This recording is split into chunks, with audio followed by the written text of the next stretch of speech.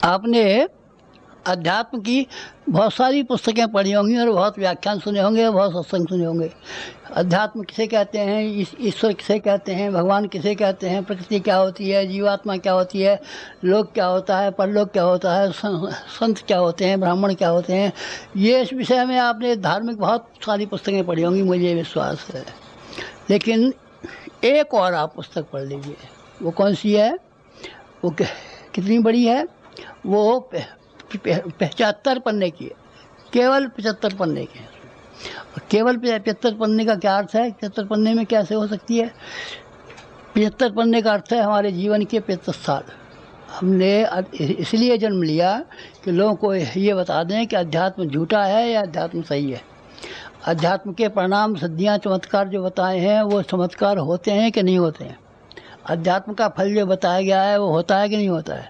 हमने अपने जीवन को एक प्रयोगशाला के रूप में बनाया है और प्रयोगशाला के रूप में बना करके लोगों को दिखाया है कि देखो, तुम अगर नास्तिक हो, तुम अगर अविश्वासी हो, भगवान को तुम नहीं मानते हो, तो हमारे जीवन की परीक्षा करके देख लो और ये देख लो कि हमारे पास अध्यात्म के अलावा कोई चीज़ नहीं है, केवल अध्यात्म है। और केवल अध्यात्म होकर के हमने अपनी ज़िंदगी को गंवा दिया या कुछ कमा लिया। आप इसको देख लीजिए, ये आपकी प्रयोगशाला है और ये एक ऐसी चीज़ है कि आप किताब पढ़ने की अपेक्षा हमारी ज़िंदगी पढ़ डालिए। 75 वर्ष की पूरी ज़िंदगी पढ़ डालिए। 75 वर्ष की पूरी ज़िंदगी में आप क्या पाएंगे? ऐसा मज़ा पाएंगे कि अध्यात्म के जो परिणाम और जो उसके फल बताए गए हैं वो 100% सही हैं, वैसे गलत हैं। नास्तिक कहते हैं भगवान है ही नहीं, और बुद्धवादी कहते हैं, तर्कवादी कहते हैं कि कोई एक ऐसी शक्ति तो है जो व्यवस्था बनाती है, पर वो कोई पूजा पाठ के काम नहीं आती, उसको किसी से पूजा से कोई संबंध नहीं है। अच्छा, क्या चलिए, लोगों ने हज़ारों बात कही है, पर हमने तो अपना जीवन लगा करके और उसके परिणामों को दिखा करके बताया है कि इसके परिणाम देखिए कि अध्यात्म अगर सच्चा हो तो उसके सच्चे परिणाम निकलते हैं कि नहीं निकलते। कैसे निकले? देखिए, मैं आपको अपने 75 पन्ने की यानी 75 साल के जीवन में से थोड़ी सी घटनाएं सुनाता हूँ। सारी घटनाएं सुनाऊँ तो रामायण बन जाएगी और उसको कहाँ तक पढ़ेंगे और आप कहाँ तक सुनेंगे। पीएचडी किसी ने किया है और पीएचडी वाले ने इतना मोटा ग्रंथ लिखा है कि गुरु जी की कितनी बड़ी ज़िंदगी है, क्या क्या काम किए हैं, अब उसको आप जान लीजिए। मैं तो आपको काम के चुने हुए कुछ पन्ने सुनाई देता हूँ, जिससे कि आपको का भी समय न खराब हो और मुझे भी बेकार बात न करनी पड़े। क्या है बेकार बात करने की?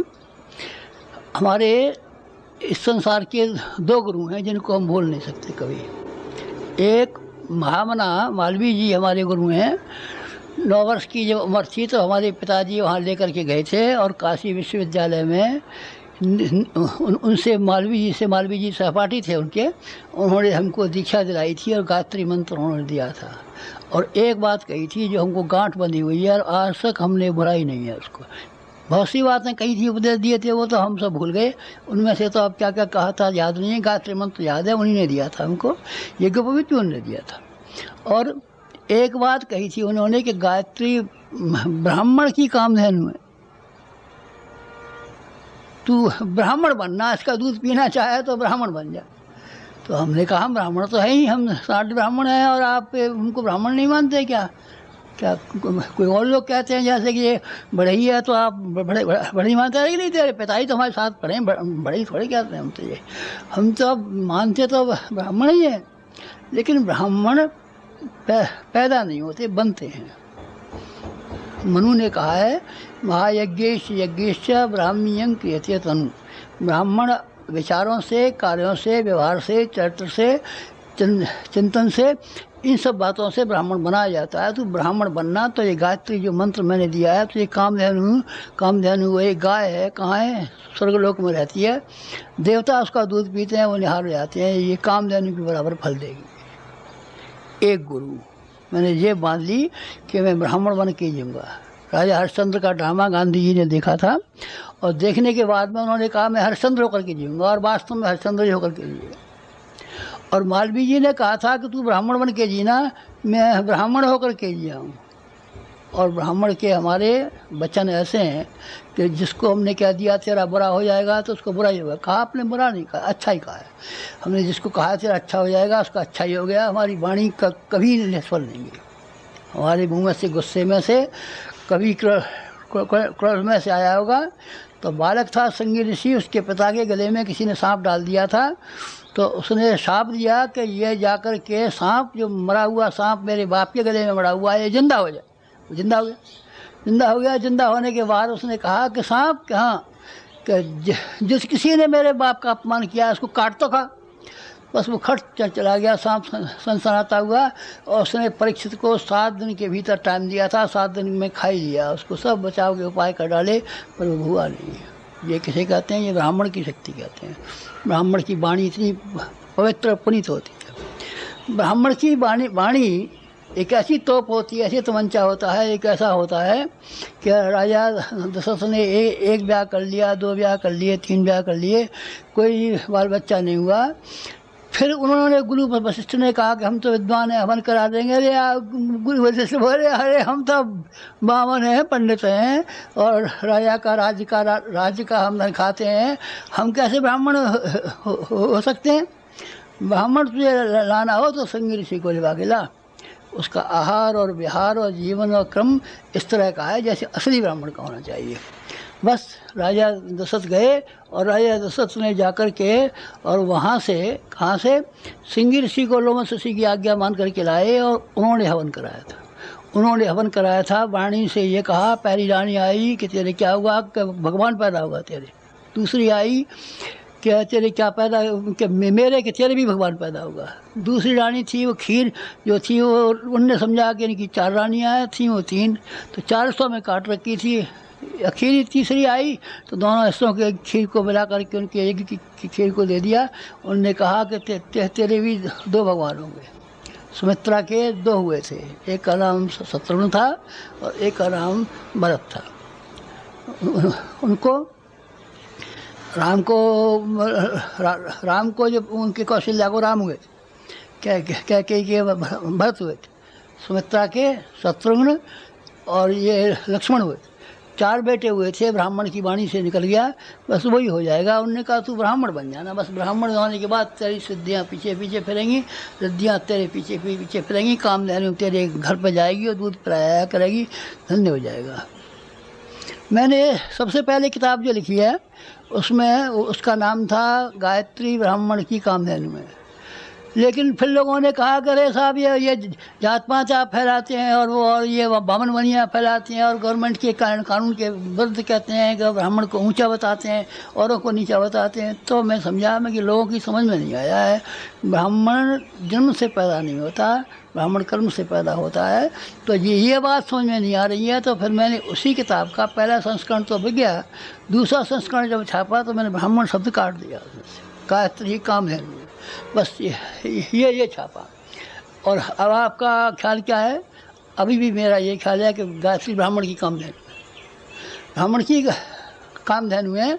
ब्राह्मण अगर है कोई व्यक्ति तो उसकी वाणी, ब्राह्मण की वाणी इतनी होती है कि यूँ कहते हैं कि उसके पैर छुओ या आशीर्वाद ले जाओ, उसका आशीर्वाद फलता और फूलता है, फलता और फूलता है। ये तो अब मालवीय जी की शिक्षा हो गई। एक और गुरु हैं हमारे, 2 गुरु हैं आपके यहाँ भाई साहब, 2 गुरु हैं हमारे। उनके रामचंद्र जी के भी 2 गुरु थे, एक का नाम वशिष्ठ जी था, एक का नाम विश्वामित्र था और एक का नाम वशिष्ठ जी था। 2 गुरु थे। हमारे भी 2 गुरु हैं। एक कौन से हैं? एक हिमालय पर रहते हैं, नंगे रहते हैं, सूक्ष्म शरीर है उनका, स्थूल शरीर स्थूल नहीं है, सूक्ष्म शरीर है। सूक्ष्म शरीर से हमने जैसा उनको देखा था, अपने कमरे में देखा था और हिमालय पर जाके देखा था, वो सूक्ष्म शरीर की कल्पना हमारे दिमाग में है, तो उस कल्पना के आधार पर हमने बना लिया। स्थूल शरीर नहीं है उनका। बातचीत करते हैं, सूक्ष्म शरीर है बाबा, बातचीत किससे करते हैं?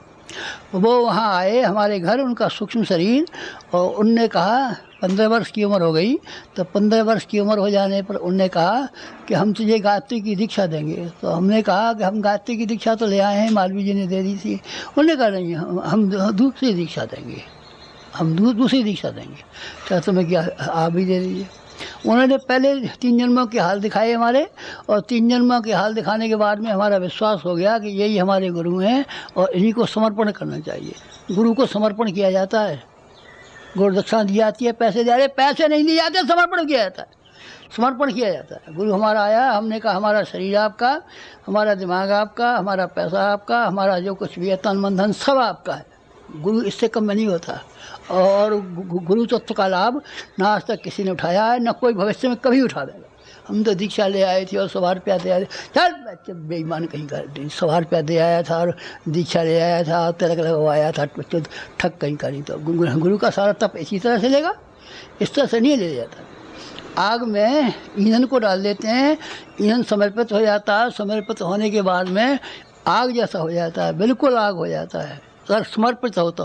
और समर्पित न हो, इस बात पर मौका मिले कि गुरु जी की चप्पल चुरा ले जाऊँ और जेब में कोई पैसे हो तो चुरा ले जाऊँ, नाक काट ले जाऊँ, इनके बाल उखाड़ ले जाऊँ, इनके घर वालों में से ले जाऊँ, कोई ऐसा ठग हो तो मरेगा दूसरा।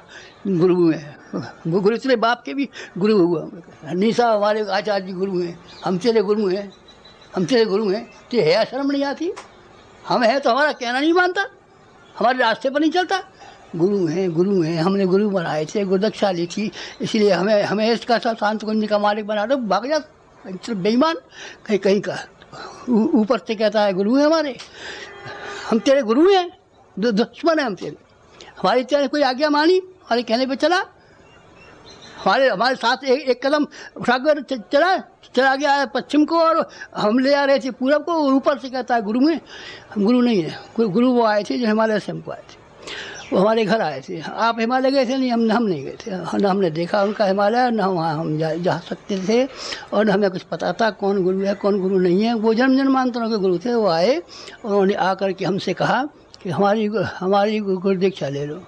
कहा तुम तो वही सुना दिया, अरे यही है तो हमने सुना है, आप वही कोई दीक्षा दे रहे हैं। तो उन्होंने कहा कान में कि एक और बात सुन, बोर काटो, बोर काटो, बोर काटो। मैंने कहा साहब क्या क्या क्या बोए, कहाँ बोए? खेत तो हमारे पास है, पर कहाँ से काटें? आप सब बात को समझाइए ना हमको।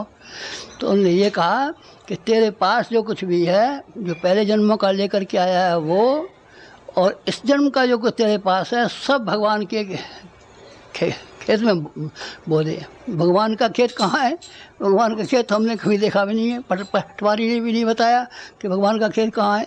तो उन्होंने कहा पटवारी के खाते में नहीं है, ये जनता जनार्दन जो है, ये सारा विश्व है, ये भगवान का विराट रूप है। ये अर्जुन को दिखाया था, ये उसको कौशल्या को दिखाया था, ये यशोदा को दिखाया था, ये काकुसंड को दिखाया था। भगवान का असली स्वरूप ये विश्व है। तो इस विश्व की जनता के लिए जो तेरे पास है सो सब सौंप दे, सब मेरे रूप में बोल दे। क्या चीज़ें हैं हमारे पास? उनने दिलाई याद, हमें तो मालूम नहीं था हमें क्या चीज़ें हैं हमारे पास। उन्होंने कहा देख तेरे पास सबसे बड़ी चीज़ है समय। भगवान ने जन्म दिया है तो समय दे करके भेजा है एक, और तेरे शरीर में श्रम है, श्रम है। समय भगवान ने जितना दिया है वो उनने दिया है। श्रम तेरे शरीर में, कलाइयों में, भुजाओं में श्रम है 2, और तेरे मस्तिष्क में ज्ञान है 3 तो ऐसा है कि तू जब माँ के पेट में से पैदा हुआ था तभी भगवान की 3 चीज़ लेकर के आया था। और चौथी एक और चीज़ है, वो कौन सी है? चौथी एक चीज़ वो है जो कि तुझे संसार में मिली, संसार ने दी है। वो क्या है? संपदा। संपदा भगवान के यहाँ के लेके नहीं आते, सब आदमी नंगे शरीर आते हैं, नंगे हाथ आते हैं। यहाँ किसी के पिता की है, किसी के बाप की है, किसी की कहीं की है। ये 4 चीज़ें तेरे पास हैं, इन चारों चीज़ों को तू बो दे। अच्छा ले लीजिए, अब हम बोएंगे। 15 वर्ष की उम्र में से वो चारों चीज़ें बोना हमने शुरू कर दिया। हमने अपना समय बोया। अपना समय किस काम में लगाया? हमारा सारा समय 2 काम में लगा है। एक तो भगवान की उपासना में लगा है, उनके नज़दीक चरणों में बैठने में, और एक भगवान का जो सारा विश्व है इसकी सेवा करने में हमारा लगा है। सारा समय का आप हिसाब लगा लीजिए। जो हम नहाने में समय चला गया होगा, टट्टी में करने में समय चला गया होगा, सोने में समय चला गया होगा, खाने में समय चला गया होगा, उसका तो हम गुनहगार हैं। बाकी सारा समय हमारा सिवाय लोक मंगल के और किसी काम में नहीं लगा है। एक समय और दूसरा श्रम। पसीना हमने खूब बहाया है। काम हमने इतना ज़्यादा किया है कि 5 आदमी मिलके काम नहीं कर सकते, उतना हमने काम किया है। हमने अपने आप के साथ में इतनी कड़ाई बरती है कि हमारा पसीना पसीना निकल पड़ा है। पसीने की एक बूंद, कभी आराम में बैठे हो, कभी वहाँ बैठे हो, कभी वहाँ बैठे हो। ये हमने चारा वेदों के बाद से मिट्टी के तेल की लालटेन के नीचे किए। बिजली के दाम बताए थे कि ये व्यक्ति महंगी। हमने मिट्टी के तेल की लालटेन के नीचे अखंडोती का 20 साल तक संपादन किया है। हम ब्राह्मण हैं। अपने खाने में जौ की रोटी और छाछ खाई है। नहीं आप फल खाते हैं? फल न हमारे बाप ने खाए, न दादा ने खाए, न परदादा ने खाए। फल 16 रुपये किलो का खाएगा ये बाबा जी बच्चों? कौन जालिम? जालिम ये 16 रुपये किलो का ये खाएगा।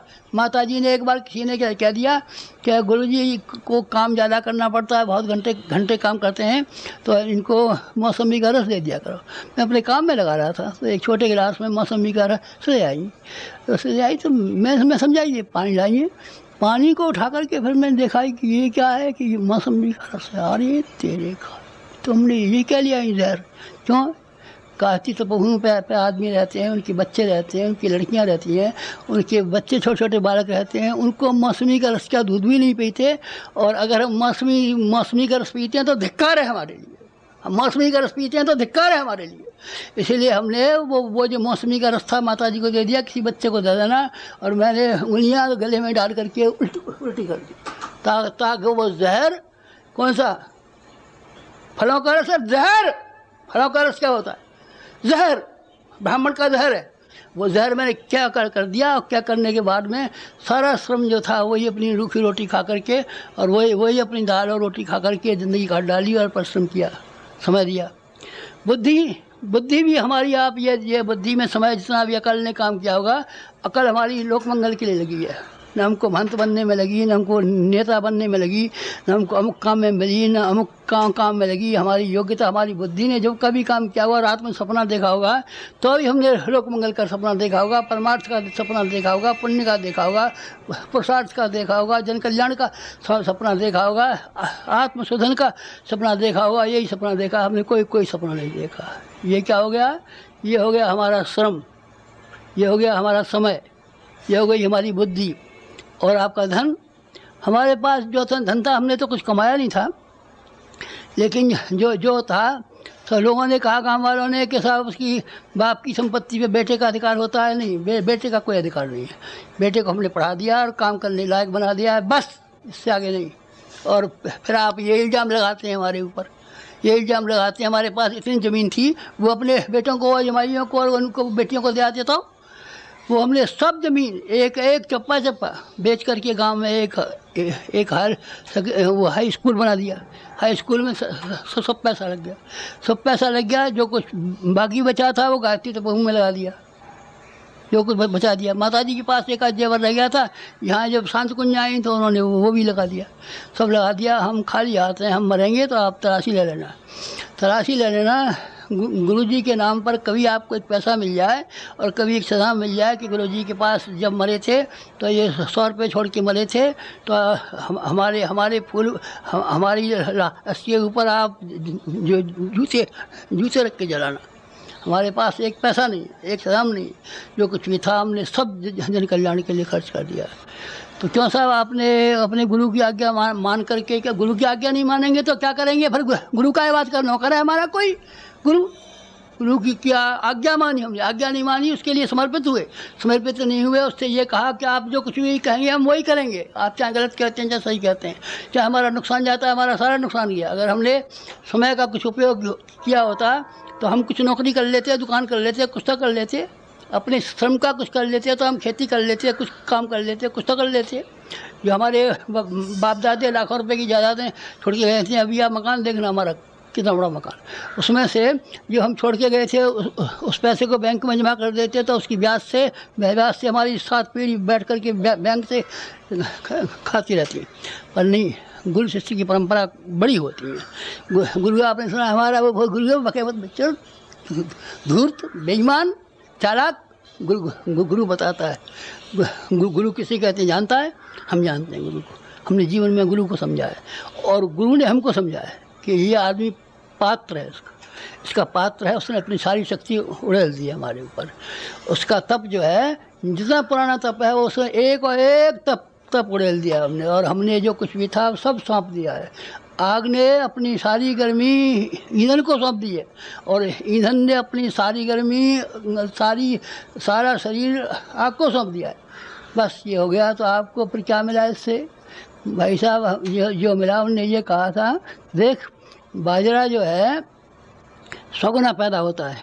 खेत में एक बाजरे का बीज बो दे तो उसमें जो बाल आवेगी 100 होंगे, और जो मक्का बोएगा, एक मक्का का बीज बोएगा तो 100 गुना बोएगा। हमने जो जो जो 4 चीज़ें बोई उसकी 100 गुनी ज़्यादा हमने प्राप्त की है। समय जो आपने लगाया, वो समय जो हमने लगाया भाई साहब, वो हमारा समय इतना बड़ा समय है, इतने वर्ष की ज़िंदगी जी ली हमने कि आपको अचंभा होगा। राम वो जो थे विवेकानंद 30-35 वर्ष दिए थे, राम 30-35 वर्ष दिए थे, और विवेकानंद 30-35 वर्ष दिए थे। इतने ही वर्ष में इतना काम कर लिया जो कि 350 वर्ष में नहीं हो सकता। और हमने 75 वर्ष में इतना काम कर लिया जितना कि 750 वर्ष में नहीं हो सकता। कोई एक आदमी 750 वर्ष लगातार बैठा रहे और काम करता रहे तो 750 वर्ष का काम नहीं कर सकता। जितना कि हमने साहित्य लिखा है, जितना हमने संगठन किया है, जितने हमने शक्तिपीठें बनाई हैं, जितना हमने जो काम किया है, जितना हमने राष्ट्रीय कांग्रेस में काम किया है, उन सब कामों को आप लगाम है तो वो बहुत बड़ा काम है। ये जो काम का डाला, ये क्या है? हमने समय बोया और उसके बदले में इतना मूल्यवान समय पाया कि लोग कहेंगे कि गुरुजी की बातें जो सुनाई जा रही हैं ये तो 750 वर्ष के जिए होंगे। कैसे लोग हम कह देते हैं 600 वर्ष के हमारे गुरु हैं, लोग हमको 750 वर्ष का गुरु बताएंगे। क्योंकि हमने इतना काम किया। ये क्यों किया? कि हमने उनको दिया। और वो जो आपने समय दिया, वो हमने प्यार पाया। हमने प्यार बेचा है और प्यार खरीदा है। हमने प्यार लौटाया है और प्यार समेटा है। इतना प्यार कि हमारे पास जो कुछ पुण्य रहा होगा, गुरुजी हमारा ये आदमी बीमार है, आप ठीक कर दीजिए, हमारे पास कोई पुण्य का भाग रहा होगा तो हमने उसको दे दिया होगा। जो अच्छा हो गया होगा और रोता हुआ आया होगा, हंसता हुआ गया होगा। जो रोता हुआ आया होगा और हंसता हुआ गया होगा, तब उसके पीछे जो उसका प्यार उठा के देखो, इसने हमारे लिए कुछ किया था, हमारे लिए कुछ किया था। 24 लाख आदमी लिए फिरते हैं, वो हमने चालाकी से थोड़े बनाए, जालसाजी से थोड़े बनाए, अखबार निकाल के थोड़े बनाए, फोटो छपा के थोड़े बनाए कि 24 लाख आदमी ऐसे बन गए। 24 लाख आदमियों के लिए हमने कुर्बानियाँ की हैं, और वो आदमी कुर्बानियाँ करने के लिए हमेशा हमारे लिए तैयार है, हमेशा हमारे लिए तैयार है। जब कभी भी हम शक्तिपीठों के उद्घाटन में गए तो जहाँ कहीं भी गए तो लोगों ने सुना कि यहाँ गुरुजी आ रहे हैं, तो 20-20 को से आदमी बैलगाड़ियों में चढ़ कर के आए और छोटे देहातों में 1-1 लाख आदमी की भीड़ हुई, 1-1 लाख आदमी की भीड़ हुई। कोई हमसे कह रहा था कि वहाँ एक सरबत खालसा होने वाला है और आपको बर्खास्त किया जाएगा। तो हमने कहा जैसा सरबत खालसा दिल्ली में होने वाला है वैसा सरबत खालसा तो हम एक छोटे देहातों में बना के दिखाएंगे। कोई चुनौती देगा तो हमारी 24 शक्तिपीठें हैं, फिर हम निकल पड़ेंगे। चलो भजन फिर कर लेंगे, अगले जन्म में कर लेंगे या अगले साल कर लेंगे। 1 साल के लिए हम निकल पड़े तो आप ये देखना कि जहाँ कहीं भी गुरुजी गए वहाँ लाख आदमी से कम नहीं है। सरबत खालसा करेगा ऐसी अपनी सरबत खालसा करूँगा तो उसमें ये हुक्म निकलवाऊँगा कि गुरुजी को बर्खास्त कर दिया और ये नहीं गुरुजी गद्दी पे बैठ जा, हमारे सिर पर बैठ जा, गद्दी पे बैठेगा वहाँ भाड़ में। इस तरीके से क्या है मित्र, हमने लोगों से ये जो किया उसका बदला पाया है। और पैसा आपको दिखाई नहीं पड़ता। किसी आदमी से आप ये पूछना कि आपके पास गुरुजी चंदा वही लेकर के आए थे क्या आप हमको रसीद देना और 2 रुपये देना और हमको 1 रुपये देना। गुरुजी ने मांगा था क्या कभी? अगर हम मांगे तो हमको 100 खोटी कहना। हम ब्राह्मण हैं, पर हमारे यहाँ जब 1000 कुंड यज्ञ हुआ था तब गुरुजी ने आज्ञा दी थी कि तू 1000 कुंड यज्ञ कर, 24 प्रदक्षिण पूरे हो गए, यज्ञ करना आवश्यक है। तो हमने कहा यज्ञ करें चाहे न हो, अधूरा रह जाए हमारा, पर हम किसी के आगे यो झोली पसारने के लिए कि साहब 2 रुपया दीजिए और हमारे 1000 कुंड हो रहा है, हम कभी नहीं जाएंगे। चाहे आप गुरुजी हैं तो इसके बदले में फांसी पर चढ़ा दीजिए। आप फांसी पर चढ़ा देंगे तो वो हमको स्वीकार है। आप गंगा जी में डूबने के लिए कहेंगे वो हमको स्वीकार है, पर हम मांगने नहीं जाएंगे। लेकिन हम मांगने नहीं गए। फिर कितना खर्च हुआ है आप जानते हैं? 2400 शक्तिपीठें बनी हुई हैं, एक शक्तिपीठ 10-10 लाख की बनी हुई है। आप जूनागढ़ जाके आइए, पूरे पत्थर की बनी हुई है। आप अहमदाबाद होकर के आइए, कितनी शानदार बनी हुई है। आप सहरसा होकर के जाइए, देख के आइए कितनी बड़ी बनी हुई है। आप भिलाई देख कर के जाइए, 10 लाख रुपए की शक्तिपीठ बनी हुई है। एक एक शक्तिपीठ को देखें तो आप करोड़ों करोड़ रुपए की शक्तिपीठें बनी हुई हैं। कि किसकी? 1000 रुपये हमने दिया, लो भाई शक्तिपीठ के लिए हम तुम्हें आज्ञा देते हैं और ये 1000 रुपये नकद देते हैं, इसको ले जाओ, तुम बना देना, तुम्हारा अक्षर रहेगा, तुम्हारा कभी पैसा नहीं घटेगा। किसी का पैसा नहीं घटा और वो लाखों करोड़ों रुपया खर्च हो गया। यहाँ है, यहाँ आप देखते हैं शांति कुंज में चौकाई देख लीजिए, खड़े रहिए आप सवेरे से शाम तक, और ये देख लीजिए कि सवेरे 6 बजे से लेकर शाम को 6 बजे तक इनका चौका चलता रहता है कि कितने आदमी खाना खाते हैं। यहाँ की इमारतों को देख लीजिए, यहाँ की इमारत देखिए, मथुरा की इमारत देखिए, अमृतसर की इमारत देखिए, ये तो हमारी बनाई हुई है। उनको आप देखिए कितने रुपए का है, ढेरों रुपए का है, कितनों का है, करोड़ों का, सैकड़ों का, सैकड़ों का नहीं करोड़ों का, ये करोड़ों का है। जो भी हमने काम किए हैं, गाड़ियाँ हैं हमारे पास 30, अगले दिनों 100 गाड़ियाँ लेने का हमारा विचार है। 100 गाड़ियों से सारे हिंदुस्तान के हर गांव में जा पहुँचेंगे, 100 गाड़ियाँ खरीद लेंगे, हम खरीद लेंगे। कहीं आपके पास है? हमारे पास सब कुछ है। हमारे पास, हमारे हृदय में, हमारी वाणी में, जैसे हनुमान जी ने कलेजा चीर करके दिखाया था कि आपको भगवान देखने हो, रामचंद्र जी देखने हो तो यहाँ देख लीजिए। तो गुरु की कृपा देखनी हो तो हम आपको अपना कलेजा चीर के दिखा सकते हैं, और उसमें आपको गुरु हमारा बैठा हुआ दिखाई पड़ेगा। और वो ऐसा समर्थ गुरु है कि न हमें रुपये का भाव पड़ता है, न पैसे का भाव पड़ता है, न किसी का भाव पड़ता है, न डरने का भाव पड़ता है, न विरोधी का भाव पड़ता है, न निंदक का भाव पड़ता है, किसी का असर नहीं हमारे ऊपर। आप इतने निर्भीक हैं, हम बिल्कुल निर्भीक हैं। कोई हमने तो सुना है कि फलाना आदमी आपका प्रतिद्वंदी खड़ा हो गया है और आपको गद्दी पैसे उतार देगा, बैठ जाएगा, देख लेंगे गद्दी पर उठाएगा, आएगा तो यही हमारे पास उतार दे, तब देख लेंगे हम कैसी गद्दी पैसे उतार देगा। तो पैसे के मामले में कितनी योजना है अभी हमने बनाई है। लाख कुंड की योजना बनाई है, और क्या हमें एक विश्वविद्यालय की योजना बनाई है, 1 लाख आदमियों को शिक्षण देने की योजना बनाई है। कितनी योजना बनाई है, इतनी लाखों की हमने योजना बना रखी है, पूरी हो जाएंगी। 24 लाख पेड़ लगाने की है गवर्नमेंट। जब 24 लाख पेड़ लगाती है तो गुरु जी गवर्नमेंट के करोड़ों रुपये खर्चे आते हैं, हो जाते होंगे, हमें नहीं मालूम है।